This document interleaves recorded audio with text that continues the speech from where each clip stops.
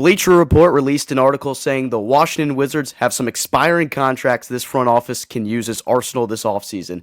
They hit the nail on the head. We talk about it right now on Locked On Wizards.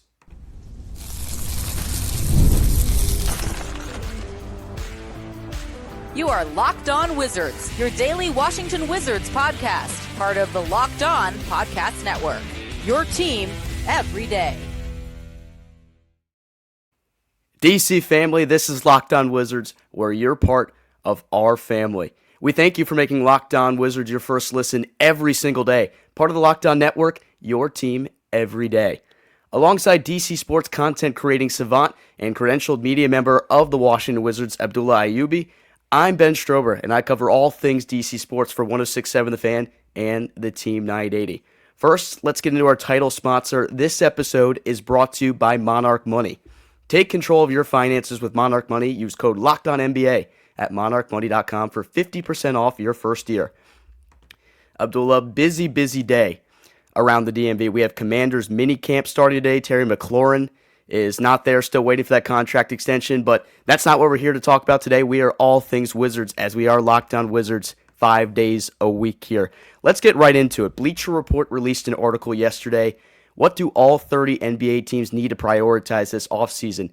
For the Wizards, they said the top priority should be trading away all of its expiring contracts, and can't say that I think they hit it right on the head with this one right here. I think this is something that you and I had touched on a little bit through the past couple episodes, but to see this now nationally, some people are starting to take notice of what the Wizards are going to have potentially to make a blockbuster trade at some point, but there's a lot the Wizards can work with here. Yeah, it's a blueprint.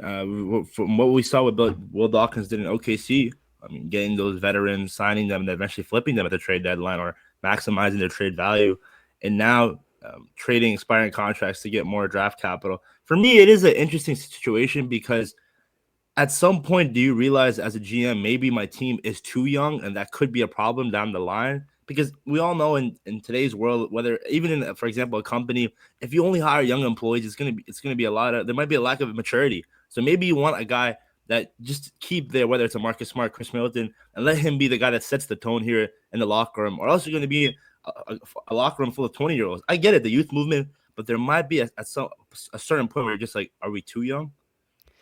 Yeah, and I think the biggest thing also that Wizards fans need to consider, and I know it's difficult because we have so many young players, and we want every player that we draft into this organization to become a superstar player, to be an everyday player. But in actuality, that's not the way that teams are always going to be built. You're going to draft players that might see more time on the bench than the starting lineup. I think there's a couple candidates that we might see for that given on what the Wizards could do. Bilal Coulibaly. His future as a starter on this team could be in jeopardy if he does not make the offensive leap that a lot of people have expected. I know it was kind of an up and down year for him last year, and he does bring a lot to the table defensively, and I think he would be one of the better six-man in all of basketball if he is. But then you have other people, or other players on this team rather, that, if you look at the impact they bring to this team, like Jordan Poole, and I know he is a candidate potentially for being traded, but if you think about it this way, I've had a lot of conversations with people about this. If you really like what Jordan Poole does, because I think if there's anyone on this roster, he is the only guy that you can give the basketball and say, go create your own shot and go score right now. I don't know if the Wizards have anybody else on this team at this point. Bob Carrington might become that player eventually, but he still needs time for development. But if Jordan Poole is that player, I don't know if I'd really be willing to part ways with them in a trade at this point. And it just kind of begs the question of where do they go from that? But there's other expiring contracts on this roster that the Wizards can dump at this point. Khris Middleton on there, Marcus Smart as well, Rashawn Holmes. And it's going to be really interesting to see what Dawkins can do to maybe prioritize using this as arsenal for the Wizards to try to make a move and acquire another star player at some point, maybe acquire some more picks. Where are you feeling on this? Yeah, it's again for me, guys like Marcus Smart and Khris Middleton, when they came in, they made an impact. I get it, the Wizards losing team, but you clearly saw mentorship. It was there. Khris Middleton has that championship experience in Milwaukee. Marcus Smart, former Defensive Player of the Year, has that experience from Boston. So if you're the Wizards, Do you package these guys? I don't know, because right now I think they're really good veterans compared to the veterans that we had before in Kyle Kuzma, who was, let's be real, he was a little more of a distraction than an actual leader for the young guys. I'm just calling a spade. And Jonas Valanciunas, I think he was a good leader, but again, the timeline here in Washington, I think he wanted to go compete for a championship, and that clearly wasn't going to happen last season here in DC. So I don't know. I don't know, Ben. It's crazy because you have all these young guys. I didn't think for so long here in DC that we would have a young guy problem, but now it's gone to the point where you want to get in some veterans just so you can figure out who's going to lead the pack. Because at the end of the day, when you have guys like Alex Sarr, Bob Carrington, Keyshawn George going into year 2, Bilal Coulibaly year 3 jump, so many young guys. I mean, last year I think we were at the average starting lineup for the Wizards at 20.2 years old. I mean, that's insane. And that just goes to show that Will Dawkins is different from the previous regimes under Grunfeld and Tommy Shepard. And I can't wait. And I think Will Dawkins will do a fine job. I think he has done a fine job. I know we made an episode talking about how much pressure isn't going on in this draft. I don't think there's that much pressure at all. I think he'll be able to still cook up something with pick 6 and pick 18. Fewer than 10 teams are projected to have non-taxpayer mid-level exception level flexibility heading into this offseason, and that's really good news for the Wizards because even after they pencil in salaries for the number 6 and number 18 picks that are upcoming here in a couple weeks, Khris Middleton's $34 million player option and the possibility of guaranteeing all or part of Rashawn Holmes' $13.2 million deal, this gives the Wizards a ton of wiggle room beneath the luxury tax. And this gives the ability for Washington to take in some more money and use that as a commodity. And it could kind of let Michael Winger and Will Dawkins in the front office facilitate a potential blockbuster, a way of getting some more picks for the future or other players, because you and I have talked about it. I feel like this Wizards team at some point needs to trade for a superstar player. And if they're able to use some of these expiring contracts to either acquire more picks or acquire a couple of other players, we might see in the future, when this Wizards team is ready to take a jump and become a contender in the postseason, them go out and get a superstar player. Just like Oklahoma City did a couple of years ago, getting Shai Gilgeous-Alexander. Indiana does the same thing, getting Tyrese Halliburton from the Kings. I think the proof is in the pudding with, trading for a superstar player, because it's tough to develop a true superstar player. And given that the Wizards don't get a pick in the top 3, you're a little bit more unsure of what you're going to get. I'm very positive they are going to get a super talented player, someone that's going to contribute really well for this Wizards team. But superstar, I don't know if they have that on the roster yet, and I don't know if it's going to come in this draft either. Yeah, and that's why I bring up the question. I saw a trade scenario where the Wizards could, this was by Greg Finberg, great friend, by the way, check out his stuff. He proposed the idea of the Sixers trading with the Wizards, and they trade pick 3 and Paul George. So before we end this segment, what are your thoughts on that? Do you think, is it worth it getting a guy in Ace Bailey potentially, but taking on Paul George's contract?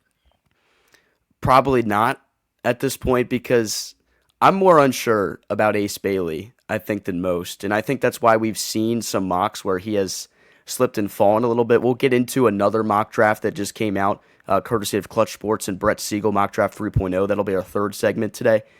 Ace Bailey, I don't know if I have a fair assessment of him, though, because obviously I didn't get to watch a lot of Rutgers game because I was covering Maryland basketball the entire year. And the one time that Rutgers was in College Park really wasn't a fair look for Ace Bailey. He was really down with the flu that game. He did not play the entire second half. I think he only finished with 4 points.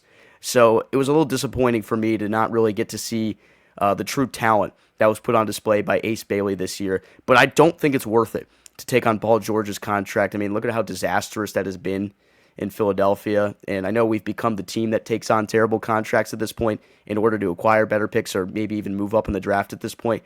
I just don't really think Ace Bailey is the player that's worth it for Washington here. Yeah, for me, I've seen recently him dropping to 6 and 5 or even out of 3. At one point, I thought it was going to be Flag, Harper, and Bailey Locke, but I guess people think there's really a big drop off between him and Harper. So it's going to be really interesting to see how it pans out during the draft, because at the end of the day, if you're the Wizards, you're praying that Trey Johnson's going to be there at 6. I don't know if he will be, and there's just been so much speculation about Derek Queen not being worth it at 6, Coleman Malawach potentially jumping into the top 5. So it's a lot of scenarios that could go down.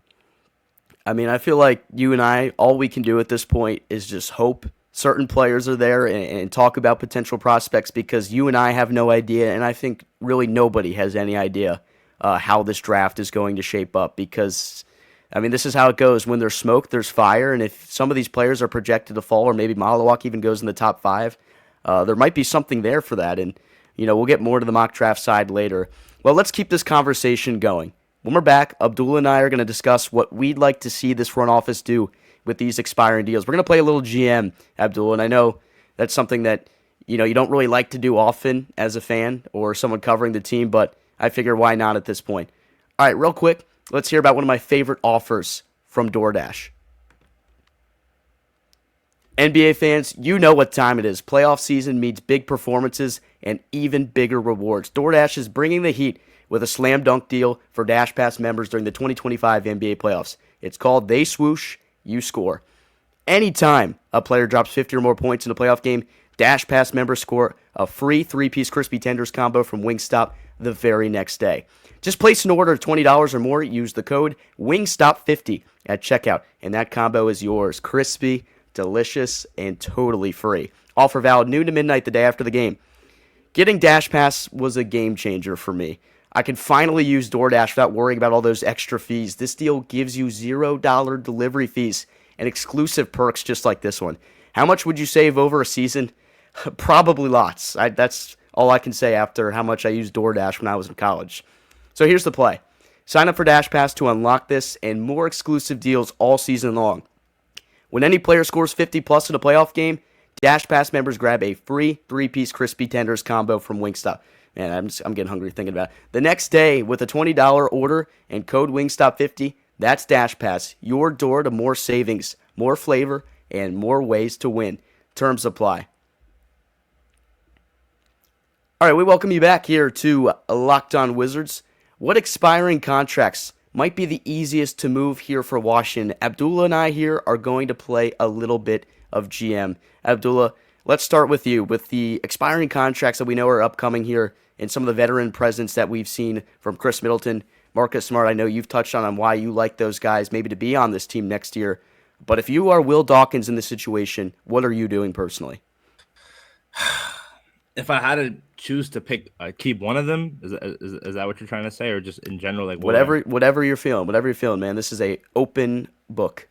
I'd say bring him back, man. I think both those guys. I genuinely think you need veterans on a team, whether it's a rebuilding team or a championship team, and I think their veteran presence. I mean, from day one, once they came into Washington to now, you can clearly see it. They've made a difference.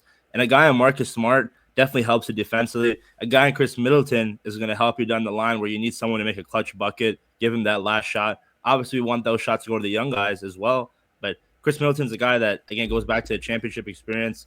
And Marcus Smart, I think the fact that he's out there always hustling, willing to sacrifice his body, willing to take a charge, a guy that can set the tone, a guy that can go to the opposing team's best player and get in their face and try to get in their head and just defend him 94 feet. That's just something in the NBA where you rarely see, especially a guy his age, when so many guys that are his age, they don't want to play. They're trying to take as many days off and not play half the season. So if you're the Wizards, I say you bring him back, and if the trade value is there, if it is there, maybe consider getting someone out there, but I don't think it's worth it because at the end of the day, I brought up the fact that you don't want to have a problem where the team is too young. You have to have a right balance. And once you find that right balance, I think it's just steps to eventually get into that championship.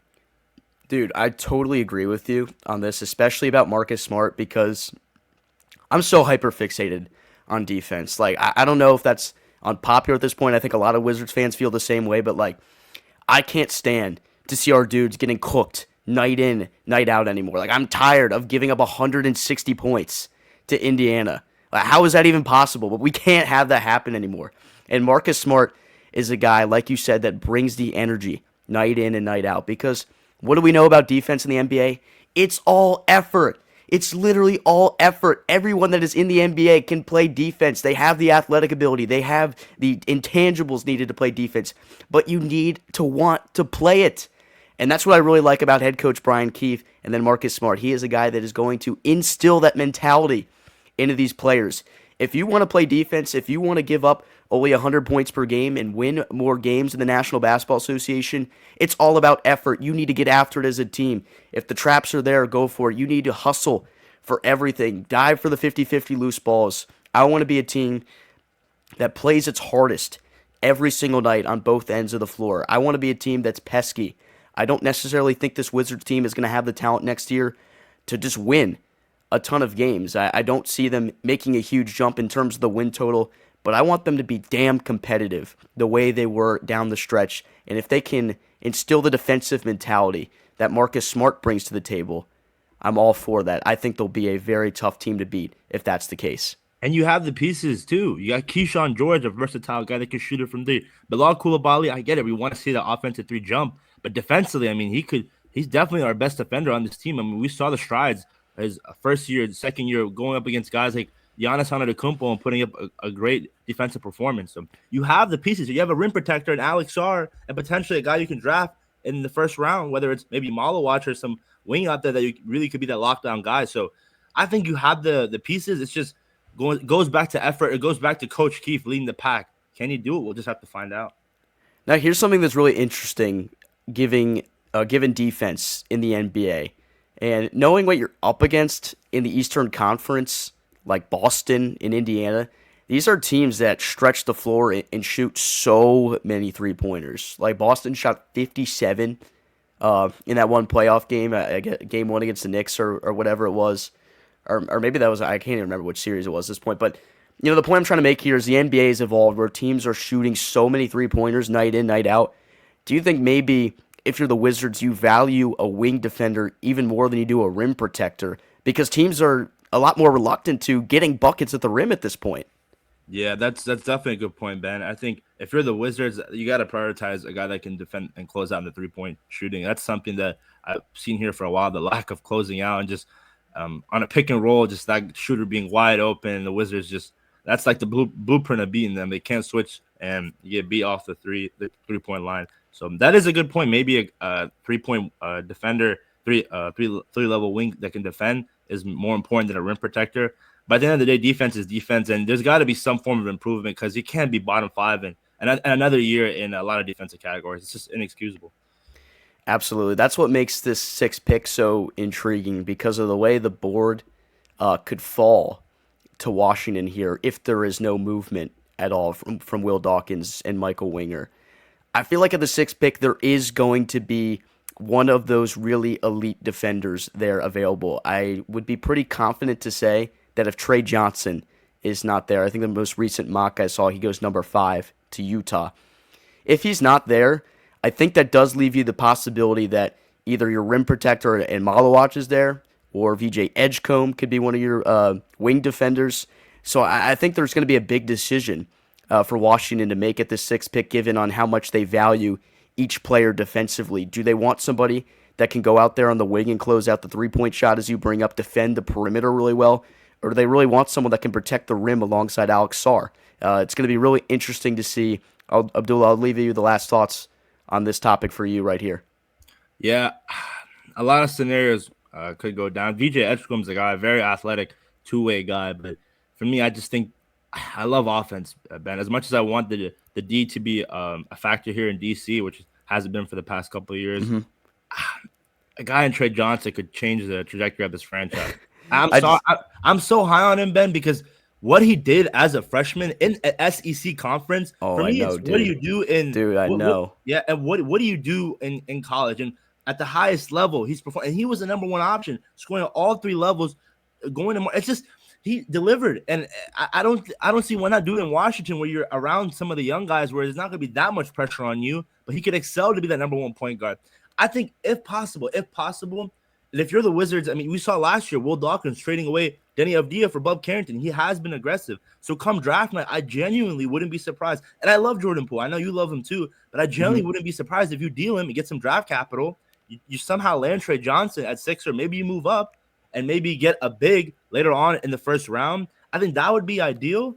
But at the end of the day, it's Will Dawkins and Michael Winger. They're just so unpredictable. We just don't know what's going to happen. But I'm a big Trey Johnson guy, as you guys can tell.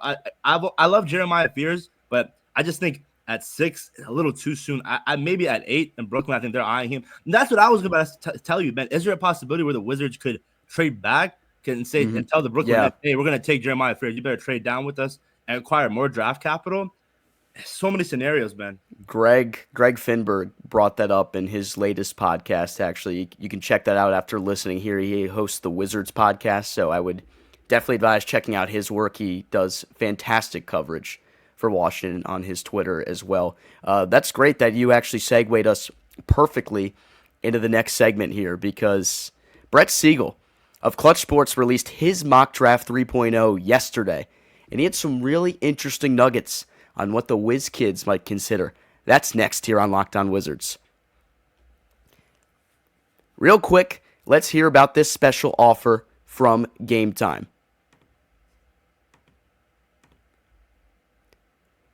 There's nothing like the NBA playoffs. The intensity, the buzzer beaters, the fans losing their minds. It's the kind of atmosphere you must experience live. I mean, I know a lot of you listening right now were there when John Wall jumped on the scorer's table after Game 6, and how could you not forget the pandemonium in Capital One Arena on night? This year's matchups are already delivering, and if you want in, Game Time makes it fast and easy to get seats, even for the biggest playoff games. The NBA Finals, Game 3 coming soon in Indiana. Prices on the app actually drop closer to tip-off. I don't know if you guys knew that. And with killer last-minute deals, panoramic seat views, and no surprise fees, Game Time is a total game changer. I was actually just on the app looking at Nationals tickets for Friday because Nelly is performing after. Holy crap. That is awesome. I need to be there for that. The zone deals that they were offering, 60% off in great sections. You just can't beat that. With a Game Time guarantee, you know you're getting the best deal. If you can find a better price in the same row and section, they'll credit 110% of the difference. The NFL schedule release just dropped, and you better believe I'm already looking at when I get to see JD5 and the Commanders play in person again. You'll find great seats for as low as $100 thanks to exclusive discounts. Given how hot the Commanders tickets are going to be this year, I'd get on that ASAP. Take the guesswork out of buying tickets with Game Time. Download the Game Time app, create an account, and use Locked On NBA. That's the code, Locked On NBA, for $20 off your first purchase. Terms apply. Again, create an account and redeem code Locked On NBA, LOCKEDON NBA, for $20 off. Download the Game Time app today. Last minute tickets, lowest priced, guaranteed. We welcome you back here, segment number 3 of today's episode of Locked On Wizards, this Tuesday edition of the week. Alongside Abdullah Ayubi, I'm Ben Strober, and we are going to discuss senior NBA reporter for Clutch Sport, Brett Siegel. He dropped an article about his mock draft 3.0, and he gives some great nuggets here about the Washington Wizards. So getting right into this thing right here, mock draft 3.0, he really gets down into the details of a lot of things in this draft. He said why the 76ers controlled this draft with Ace Bailey in the number 3 pick dilemma and how that might shape things up. But when you get into where he gets into the Washington Wizards here, he has them selecting Jeremiah Fears out of Oklahoma. And you and I just talked about this, Abdullah. You were saying someone that you like in Fears, but maybe you don't want to see him go at 6. But given that Brooklyn at 8 might be really interested, we could see potentially a move there if the Wizards are saying, hey, you want Fears? You got to trade with us to come get him. And, I mean, do you feel like that's something that's going to shape up at this point? Because this mock has the Wizards taking him at 6, and I feel like that's something you and I kind of both don't really agree with right here. It's kind of interesting because a week ago, I talked about the fact that Jeremiah Fears has been rumored to go as high as 2 and no later than 7. So he's been, I think, climbing up boards. I think his playmaking ability is something that GMs just can't pass up on. But for me, the biggest thing is shooting concerns, Ben.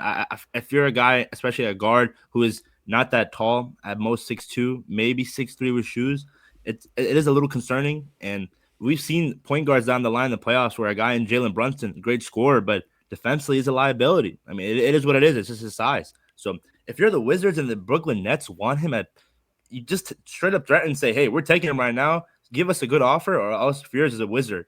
Maybe try to gaslight them into thinking that you're going to actually take him, but I don't see why not. You get more draft capital at pick 8. You could still get your guy potentially. And I say you do it, Ben, if Trey Johnson's off the board.